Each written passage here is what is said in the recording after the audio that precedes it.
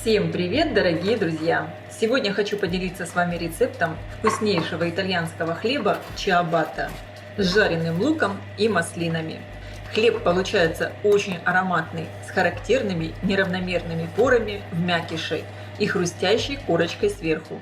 Процесс приготовления чиабатты довольно простой, но не быстрый, так как тесто должно несколько раз подходить, но результат стоит ожидания. Хлеб получается великолепный. Рекомендую его приготовить и попробовать. Для приготовления теста мне понадобится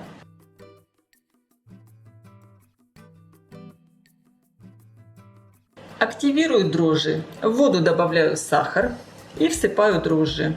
Перемешиваю.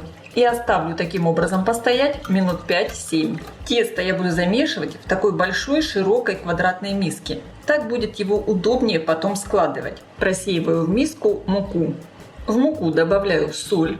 Перемешиваю. Тесто сегодня я буду замешивать лопаткой. Оно получается достаточно вязкое. Вливаю подошедшие дрожжи. Добавляю растительное масло и хорошо перемешиваю. В принципе, работы с этим тестом немного. Просто надо время для того, чтобы тесто подходило, и периодически проводить с ним небольшие манипуляции, обминать и складывать. А самих активных действий получается совсем немного. Вымесили тесто, посмотрите, ничего сильно долго делать не надо. Буквально 2 минуты лопаткой все вымесили. Закрываю миску с тестом пленкой. И сверху накрою еще полотенцем. И ставим миску с тестом в теплое место примерно на 1 час. Если у вас в комнате тепло, можно оставить прямо на столе. Подготовлю начинку для чиабатты. Довольно крупно порежу луковицу. Обжарю лук до легкого золотистого цвета в небольшом количестве растительного масла. Лук слегка обжарился, стал немного мягче и приобрел вот такую прозрачность. Я его снимаю с плиты и оставлю остывать.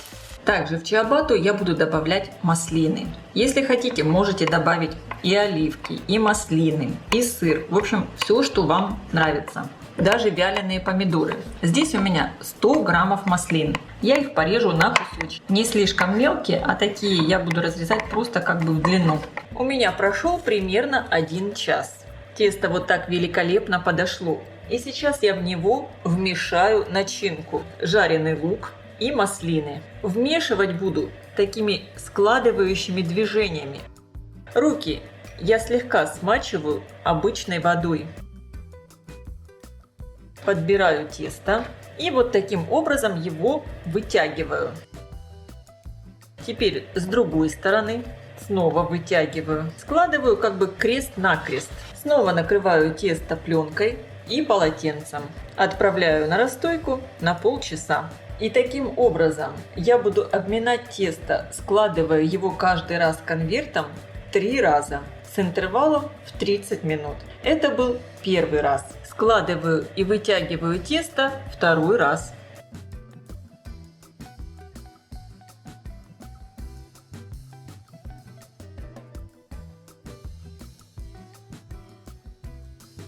Снова оставляю отдыхать на полчаса. Буду складывать и растягивать тесто 3-й раз. С каждым разом оно получается такое более податливое. Тянется очень хорошо, высоко и подходит намного больше.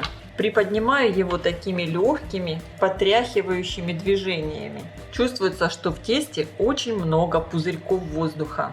Я подправляю лук, снова накрываю пленкой и полотенцем и оставляю на расстойке еще на полчаса. Тесто просто великолепно подошло. И сейчас можно формировать чиабатту. Рабочую поверхность я щедро подпыляю мукой, так как тесто липкое. Переворачиваю миску. Тесто прекрасно выходит из миски. Осталось здесь совсем немного. Сверху также все хорошо подпыляю мукой. И разделю тесто на 2 части. У меня будет 2 чиабатты. Действуем очень аккуратно. Надо сохранить вот эту всю пышность теста, вот эти пузыри воздуха, которые образовались внутри. Также сразу подготавливаю силиконовый коврик, на который буду выкладывать сформированный хлеб. Подпыляю его хорошо мукой. Также можно выкладывать хлеб на подпыленный мукой пергамент. Начинаю растягивать тесто в прямоугольный пласт. И теперь складываю вот таким образом книжкой. И теперь складываю еще раз. И с этой стороны. Переворачиваю. Переношу на силиконовый коврик. Немного подправляю. Вот таким образом. Точно таким же образом формирую вторую чиабатту. Если надо, подпыляйте мукой, чтобы тесто не прилипло. Старайтесь делать очень аккуратно, чтобы вот эти пузыри воздуха не лопнули. И снова складываю. Вот этот лук, который вываливается, я отправляю внутрь и накрываю. Переворачиваю. Выкладываю на коврик. Обязательно выкладывайте на достаточном расстоянии друг от друга, так как тесто будет сильно увеличиваться в объеме. Слегка подпыляю сверху мукой, накрываю сверху все полотенцем и оставляю на расстойке в теплом месте примерно на 50 минут. Посмотрите на это чудо, как замечательно увеличилось тесто в объеме. И сейчас я отправляю хлеб выпекаться в хорошо разогретую до 230 градусов духовку. На нижнем уровне у меня стоит противень. Я налью в него пол чашки горячей воды, чтобы образовался пар во время выпечки. Воды не должно быть много, чтобы она успела выпариться и хлеб допекался уже без пара. Всего буду выпекать чиабатты примерно 25-30 минут. Конечно, вы смотрите по своей духовке. Противень я ставлю на средний уровень, включен вверх и вниз.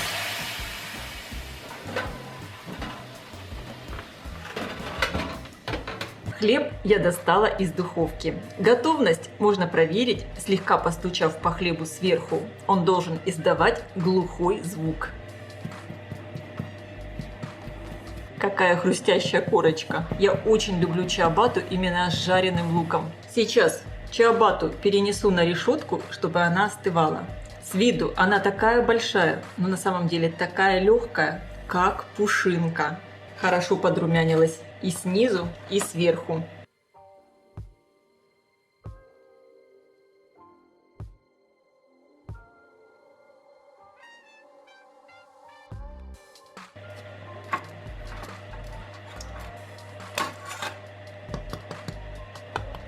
Как здорово!